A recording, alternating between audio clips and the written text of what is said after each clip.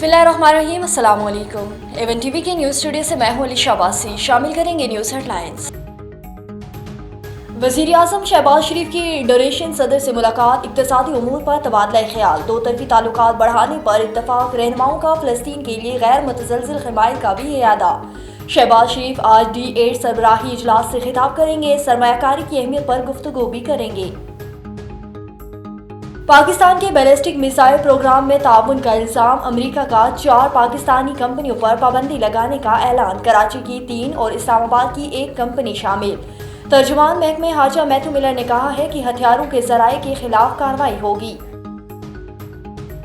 पाकिस्तान अमरीकी पाबंदियों को मुतसबाना करार दे दिया, पाबंदियां अमन और सलामती के मकसद से इनखराफ है। तर्जुमान दफ्तर हाजा का रद्द-ए-अमल, कहा दूसरे ममालिक को जदीद टेक्नोलॉजी के लिए लाइसेंस की शराइत खत्म करनी होंगी।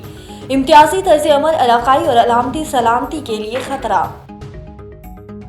बानी PTI को जिस्मानी रिमांड में वीडियो लिंक पेशी का नोटिफिकेशन कलअदम, लाहौर हाई कोर्ट ने बानी की दरख्वास्त पर फैसला सुना दिया। कानून के मुताबिक मामला काबीना के सामने पेश किया जाता है। महकमा दाखिला ने काबीना मंजूरी के बगैर नोटिफिकेशन जारी किया।